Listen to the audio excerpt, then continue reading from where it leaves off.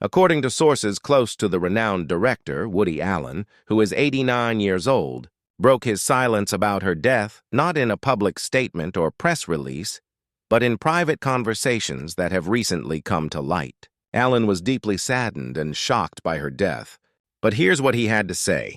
They'd known each other for 56 years. So it's surprising that you're aware of the privacy concerns, abortion concerns, and the tremendous amount of pressure they were under. Together, they had directed 9 features. There was no lady who ever truly left his life.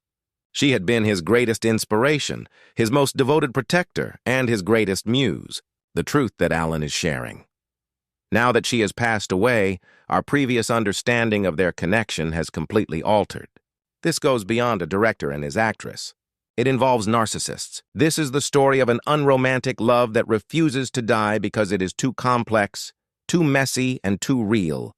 As a bond comes to an end. Did you give it your whole attention?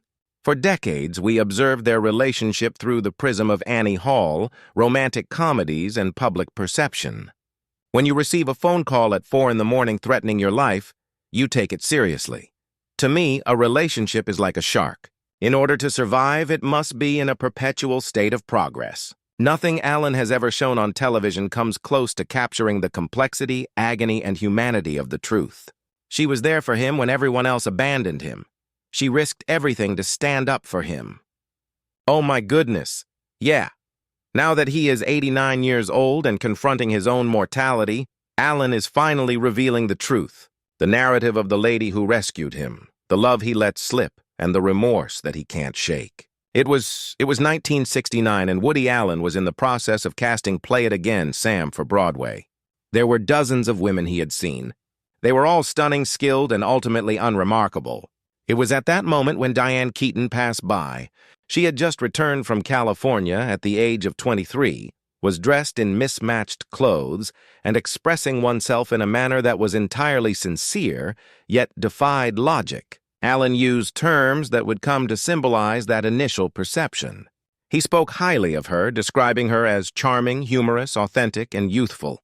However, his silence on the matter, what we now know from his buddies, is that he was petrified. He was frightened because she embodied all that he lacked. He was ensnared by his own neurosis while she shone a light, was hopeful when he was pessimistic, and was free when he was held back.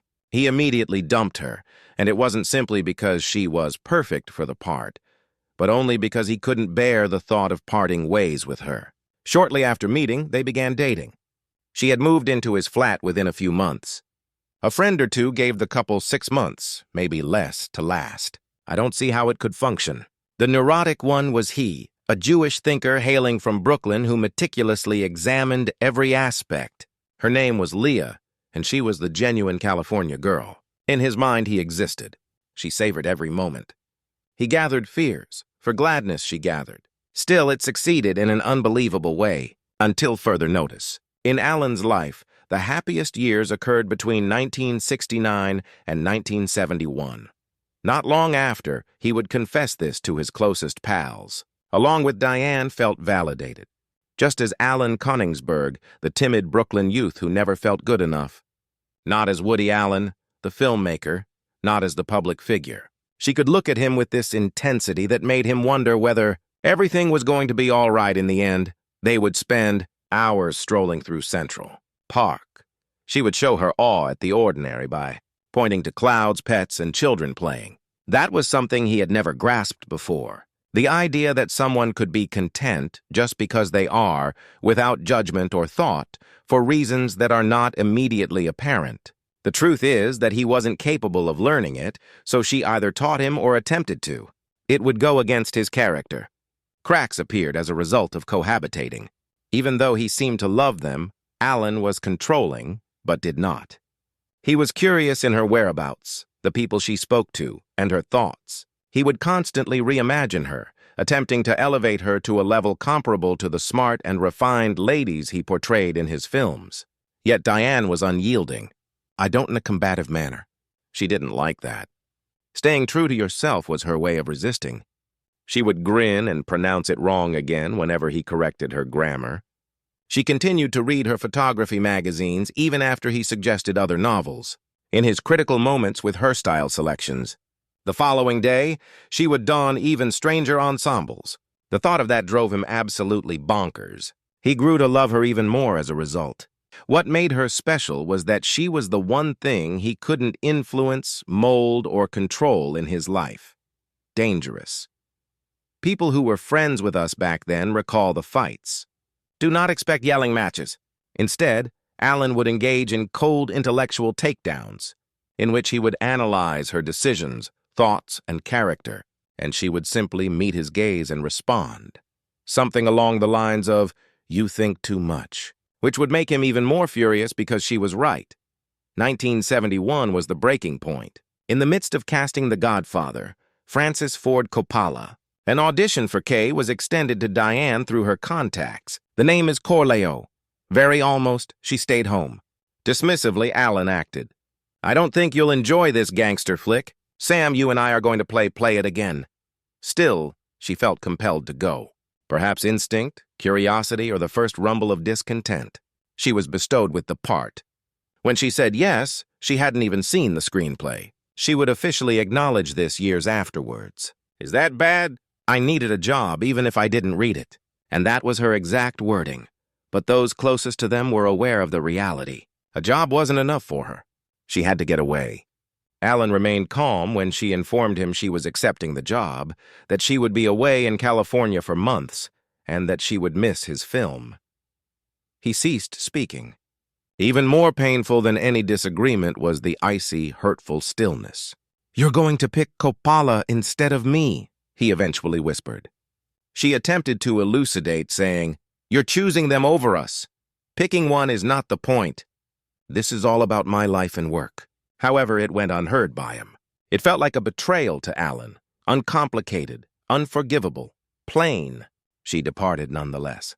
And their relationship never entirely recovered once something broke. Aside from Diane, something else occurred during filming of The Godfather that Alan would fixate on for many years. She was captivated by Al Pacino.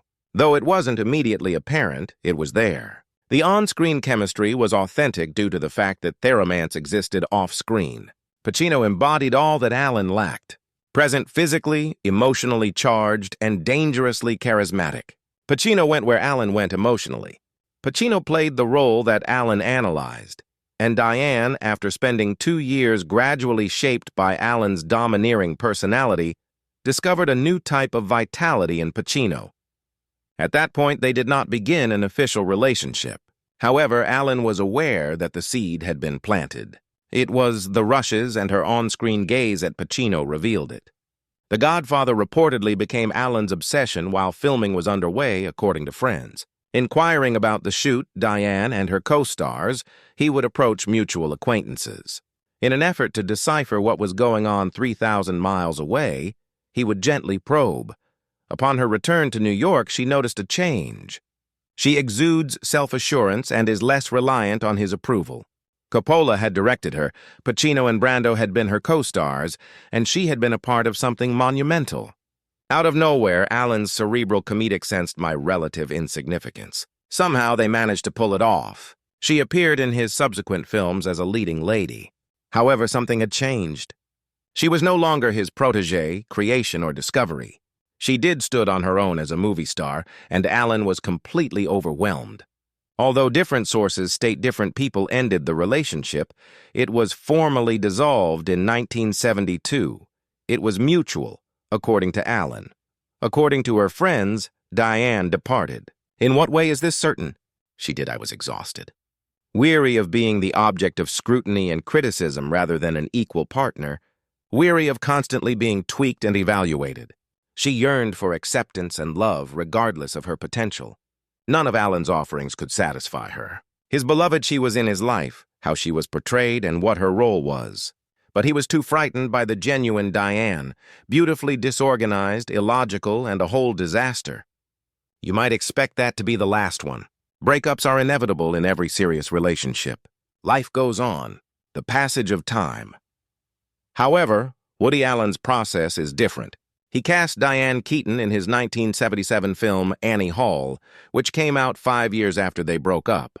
It wasn't merely based on or inspired by their relationship. The film was truly about them. After scene culled from actual events, the debates were heated debates. They were the ones who experienced the uncomfortable moments. She was the one who gave birth to the name Annie Hall. Annie was the actual name she went by. She changed her last name from Hall to Keaton after being born with it. No other actress could have portrayed the role that Allen penned for her. During their time together, he insisted that she wear her own clothes. She wore such well-known ensembles, vests, ties, and baggy men's clothing, to real life. Their relationship was being exploited by him, camera, capturing every nuance, every private moment, and exposing her imperfections to the world. Some thought it was brilliant. Some people thought it was exploitative. Weird and painful, Diane said. Still, she went ahead and did it because he continued to be trusted as a director, even though he displayed dominating conduct, emotionally manipulated her, and tore their love to shreds. Even though his art was skewed, she still believed in his vision, and perhaps she wanted to hold on to what they had. The movie broke box office records. Best Picture was won by it. Best Actress was her award. Because the film was based on an untrue scenario, suddenly everyone was familiar with their story, or at least they were led to believe it was. Allen had changed the last paragraph. In actuality, they had a tumultuous, emotional, and unresolved breakup. It had a romantic, philosophical, and melancholy quality in Annie Hall. He had transformed their setback into something exquisite. He had turned her rejection into an exchange. His version of events was more delicious, more lyrical, and commensurate with his creative goals. She didn't stop him. After some time had passed, Allen would reveal to his pals the film's true nature. No, that wasn't an essay on love. An exorcism was performed. In his attempt to cleanse her, he from his system, to figure out why it failed, and to come to terms with the fact that he would never get her back. However, exorcisms have one important caveat. On occasion, they are ineffective. A specter may occasionally remain. Forever haunts certain people. Following Annie's, a peculiar event occurred, Hall. Their love affair had ended irrevocably and irrevocably. However, their working partnership was in its early stages. 8 other films starring Diane Keaton were produced by Woody Allen between 1978 and 2020. The Big Apple in 1979, hardly 2 years subsequent to Annie Hall.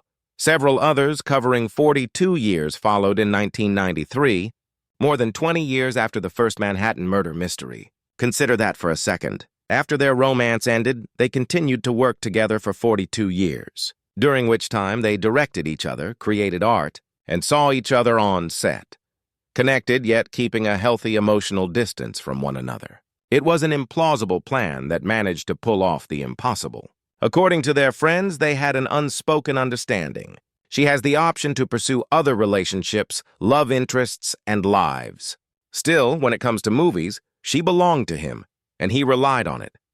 Even if he couldn't have her personally, he still needed her professionally. He once told a close buddy that everyone else in the acting industry was judged by her. Any other performance evaluations compared to her example.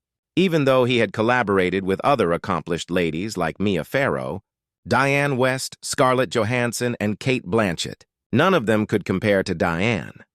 Nobody had that certain something that brought his words to life in ways he couldn't have foreseen. There was a cost to this agreement, Al Pacino in particular, but also in her other partnerships. From 1974 to 1990, their relationship was intermittent. Allen was present during the entire ordeal, in a figurative rather than a literal sense. As an apparition, a comparison. Pacino was unable to evade it. She would depart to star in a film by Woody Allen. She would gush over Woody's intelligence, insight, and brilliance. Even though Pacino felt perfectly comfortable, he was up against an opponent he couldn't defeat. A person who has already lost has no chance of winning. For it, Allen was known. There was no longer any romantic interest on his part, thus he posed no threat or rivalry. However, creatively and emotionally, that bond stayed unshakable. Marriage, commitment, and Pacino's undivided attention were his desires. Nobody could get it out of her. She loved him, that much was clear. She would confess later that she was upset at him, but the real reason was that she felt an inexplicable and irretrievable attachment to Allen. After 2014, though, things started to shift. The allegations made by Dylan Farrow once again squared off against Woody Allen. Devastating details were revealed. Horrifying accusations. Almost immediately, Hollywood started to distance itself from Allen. Statements were made by actors who had collaborated with him. A number of directors who had previously expressed their admiration for him suddenly fell silent. Nominations for awards no longer included him. Allen had become the Hollywood pariah by 2018 when the Me Too movement was at its peak. He was left alone by everyone. No one aside from Diane Keaton. Something she tweeted in January 2018 would have a lasting impact on her public persona. I still have faith in Woody Allen because he is my friend. Her relationships were ruined, her roles were canceled, and she became the object of public wrath with just 13 words. She was openly attacked by Judd Apatow. She was referred to as an enabler by Dylan Farrow's followers. Critical articles panned her, claiming that she was let down by history and that her allegiance was misguided. She was defeated work. Actresses other than her were considered for roles that would have cast her. The directors who had planned to collaborate with her suddenly found themselves unable to do so. People I knew in the industry stopped contacting me. She became just as divisive as Allen in many respects, on his own. Still, she was unyielding. 5 years after the scandal began in 2023, she gave an interview that only served to heighten tensions. "No, not at all. I'm proud," she replied when asked if her career was eclipsed by her work with Allen. Then she said something that caused people to be outraged right away, and I'm quite proud of her. She called survivor culture a terrible embarrassment and said, "You gotta get over it." The reaction was immediate and harsh, but she did nothing to apologize or provide clarification, did not return it. Why was she so devoted to a man she hadn't seen in more than half a century? She acted destructively faithful. Never once did Allen urge her to defend him, seek her support, or demand her allegiance. The reason she offered it freely, despite the high personal cost, was an enigma to the majority of the population. Not naively or blindly, but after 50 years of knowing him, seen him at his best and worst, and being more involved in his life than nearly anybody else, she looked at the claims and didn't believe them. Perhaps she was incorrect. Perhaps her allegiance was misguided. Nevertheless, it was a deliberate selection, and it was genuine. The price was one she was willing to pay because she was aware of it. The year 2024 was a hard one for Diane Keaton's health. She kept it under wraps, practically concealed it from everyone, even cherished acquaintances. Those who looked closely might see the signals. She had shed a few pounds, looked weak in her rare public appearances, and had mysteriously taken charge of multiple initiatives, but she had never announced it publicly or warned anyone of what was to come. When October on the morning of the 11th, 2025 at 8:08 a.m., her Brentwood home was visited by emergency personnel. Upon arrival at the local hospital, she was officially declared deceased. A few hours afterwards, the formal statement was made. The 79-year-old Diane Keaton has died. Only that it had been unexpected was mentioned in relation to the cause of death. Woody Allen reportedly went into shock and quiet upon receiving the call. "I had no idea she was ill." "How is that possible?" he supposedly asked, referring to a person he had known for 56 years. A person he had collaborated with on 9 occasions, someone who had stood up for him when everyone else had abandoned him. Her impending death had slipped his mind. He was profoundly affected by his lack of understanding and consciousness. His own solitude, pariah position, and struggles had consumed him to the point that his failure to see her struggle was due to something much more serious. Only immediate family and a few close friends attended the modest, private funeral. Attendant Allen wore a mask and stooped over, appearing every bit his 89 years. Several people in the audience were captivated by what he offered, shed tears. The picture was taken in 1970.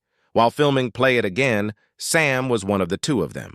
They're both laughing heartily throughout, not at the camera, but at each other, as if it were an act. It was framed for him. Afterwards, Meryl Streep informed a friend that Allen was inconsolable and couldn't hold back his tears. Intense, trembling sobs, not calm, dignified weeping. To her, he had never been that way before. Absolutely no one had. Woody Allen's mastery of his emotions, his processing emotions on a rational level, avoiding direct expression of emotion, But when faced with Diane's demise, everything fell apart. He had actually written her a letter, which was later discovered. A lengthy and complicated letter detailing things he had never spoken aloud, yet it was already too late when he wrote it. Prior to its transmission, she passed away. Prior to her ability to peruse his statements, his admissions, his veracity. Just a few days following Diane's passing, Woody Allen began to speak. Outside of the public eye, certainly not. Things he had kept hidden for decades started to emerge in private talks with old acquaintances, co-workers, and the small circle of people still close to him. Details about the reasons their relationship couldn't work that he had never even acknowledged to himself. Honesty was his middle name. His complaint was that I was too authoritarian and she was too nimble. I attempted to shape her into someone more palatable, but she fought back by being authentic. The thought of manipulating her was more appealing to me than actually loving her. That is not how love is expressed. Ownership is that. She made the correct decision when she decided to withdraw. He admitted something about Annie Hall that puts the whole movie in a new light. The Oscar was hers, but she bestowed it upon me, each and every aspect. This film is my life's work. It is my profession, my credibility, and my art. If it weren't for her, I'd be nothing more than another neurotic crafting comedy about other neurotics, beside her side. What I was making was genuine. His candor extended to all of the women he had relationships with. One of my favorite people was Mia One Way, Suni one way, and everyone else one way. The person I liked the most, though, was Diane. She witnessed my true self, the one who was weak, insecure, and damaged, yet she remained until I rendered her leaving impossible. At 89 years old, confronting his greatest regret, the thing that plagues Himone's own death, I ought to have simply let her to be. To his pals, he insists on stating that. I should have loved her without condition rather than attempting to mold her into my ideal. I ought to have appreciated the marvel of hers rather than seeking to enhance it. He says it all when she defended him during the charges. When no one else would, she believed me. Despite the consequences to her work, reputation, and relationships, she remained my rock. That wasn't necessary for her to do. It was never my intention for her to do so. She was herself, so she did it nonetheless. Dedicated, unwavering, and firm in her convictions. In those last few years, the world made an equal effort to alter her as I had for years. Force her to accuse me, compel her to apologize, and bring her into compliance. She declined. Just like every time I tried to force her, she would politely decline. The disclosure regarding their most recent chat, which occurred months ago, is another factor, before to passing away. They had a quick phone conversation, something they did from time to time over the years, mostly to check in. Yet things were different this time. It was unusual for her to call him. And what was said by her endured his company. I don't regret any of it. The relationship, the films, defending you, none of it. I was who I was, and you were who you were, and it was what it was. That's very her, not analyzing it, accepting death as a fact of life. How does Woody Allen wish for Diane Keaton's legacy to be known at the age of 89? That her assessment of him, life, and the need to not overanalyze things was spot on. Their connection wasn't what it seemed to Annie Hall. It was the version he imagined it to be. He wrote greater fictional characters than she was. Contrary to what their movies may portray, she actually saved him more times than he saved her. Over the course of 56 years and 9 films, a complex and impossible love story unfolds. That is the tale of Diane Keaton and Woody Allen. A more nuanced and genuine connection than a simple friendship or a conventional romance. The one who managed to escape was also his inspiration, conscience, protector, and muse. Her mentor was him. She never truly parted ways with her tour mentor, even after they broke up. Nobody misses the irony.